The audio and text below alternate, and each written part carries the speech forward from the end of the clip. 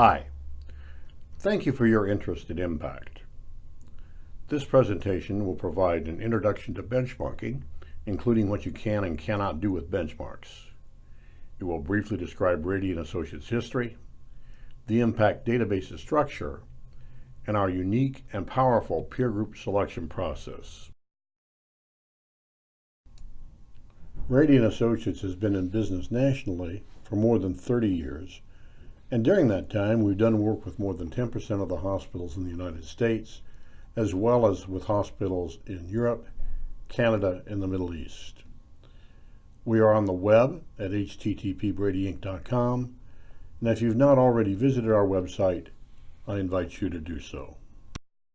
We use data, systems thinking, and change management techniques to help hospitals improve what we call organizational effectiveness. Organizational effectiveness simply means the extent to which the hospital can get its mission attained with available resources. It's important to make a distinction between benchmarks and management standards. A benchmark is simply a mark on the wall, a standard by which something can be measured or judged. Benchmarks are usually developed from outside sources, in this case, other hospitals.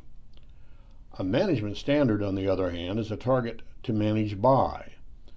The organization adopts management standards and uses them to make effective use of its resources. It should go without saying that any department's management standard must recognize the real-world throughput capability of that department. Adopting unrealistic or unattainable management standards will produce undesirable results. We use the impact database to develop your staffing benchmarks. The impact database is a proprietary database of validated client department-level staffing and activity data.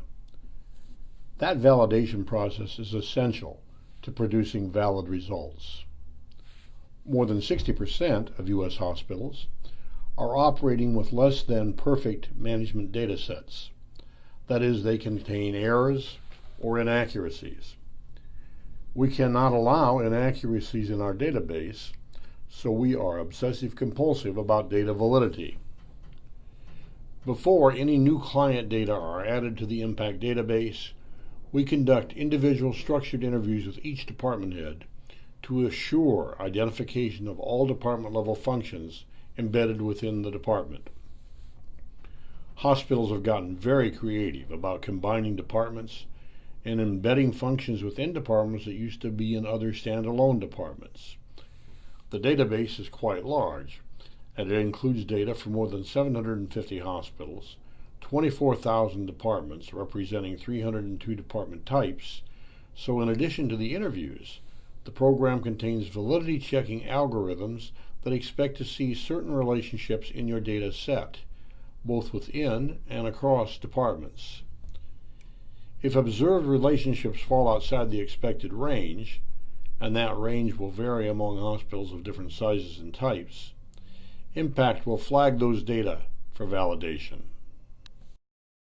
One of the most common misperceptions about benchmarking that leads people down the wrong path is that peer groups must be as close to apples with the hospital as possible.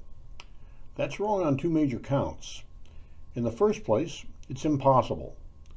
There are literally thousands of very material differences between hospitals and between departments within those hospitals. We'll talk a bit more about those differences in a moment.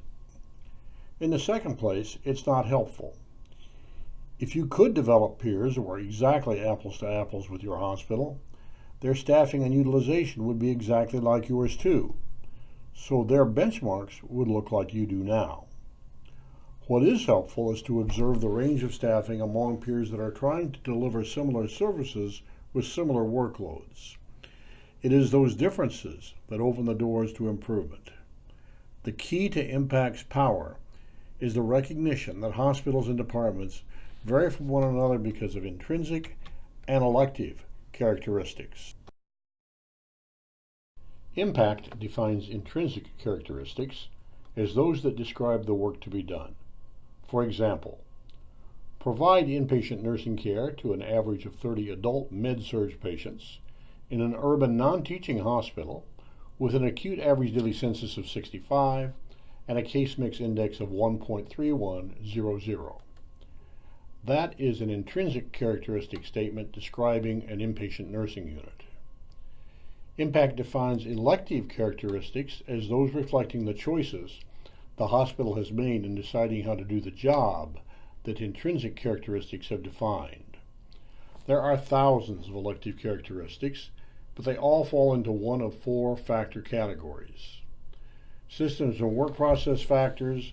These include the things that Deming and Duran on the quality movement have been paying attention to for decades now. They're very important, but they're not everything. Resource factors. This includes such things as supplies, equipment, technology, physical plant layout, department staff and its competencies, and management's focus and capabilities. Organizational factors. How do you deploy the resources to do the job that the intrinsic characteristics define? How do you schedule staff? How do you schedule work? What does the organization chart look like? And finally, and most importantly, there are institutional culture factors. What do the hospital's publics, its governing body, its medical staff, senior management, department heads, and employees believe about their relationship to the hospital, and what behaviors flow from those beliefs? The impact database always selects peer groups based on intrinsic characteristics. Here's the intrinsic characteristic statement that we looked at a few moments ago for an inpatient nursing unit. From Impact's perspective, all departments to which this statement generally applies face the same basic set of challenges. Assuming we've done a good job of selecting peers, it has to be the case that any differences we see in labor productivity between our hospital and the peer group must be caused by differences among elective characteristics in these four factor categories. It has to be because there isn't anything else. What is even more important is understanding that negative labor cost variances are a performance marker generally. Labor cost variances caused by deficiencies in these four factor categories will also produce negative variances in other critical outcome areas, including clinical and service quality, physician and patient satisfaction, employee relations, and community image. Therefore, identifying and resolving those factors will produce 360-degree performance improvement. Another common misperception about benchmarking that leads people down the wrong path is the idea that benchmarking will somehow reveal how a department should be staffed. No benchmarking effort can do that. We tell our clients that our benchmarking numbers have no moral content. Neither we nor any other benchmarking firm can tell you how you should staff a department. What we can tell you, because of our peer group selection process, is what is the range of paid and productive hours per unit of service actually used in lean, well-managed departments with similar workloads in hospitals that share your hospital's intrinsic characteristics. The best uses of impact staffing benchmarks are to establish, calibrate, or refine departmental workload-based productivity management standards. They can also be used to identify potential opportunities for cost reduction and improved quality, greater physician and patient satisfaction, better employee relations, and enhanced community image. Impact uses a two-step peer group selection process. In step one, it reviews the more than 750 hospitals in the database to find hospitals that look like your hospital in terms of size, as measured by average daily census and adjusted discharge units, type, setting, teaching status, and case mix index. That subset of hospitals forms your peer group at the hospital level. Then, within that subset of hospitals that look like you, Impact searches for department peers based on department type and workload. This makes it very likely that your departments will be compared against departments from different hospitals based on department type and workload. That's a good thing, because department workload is what ultimately determines staffing requirements. Each department's performance is compared against a range defined by the department's peer group's performance. Each department has a specific standard unit of service. Some examples are shown at the bottom of this screen. The exception is certain administrative or overhead departments for which no standard surrogate workload statistic is generally recognized.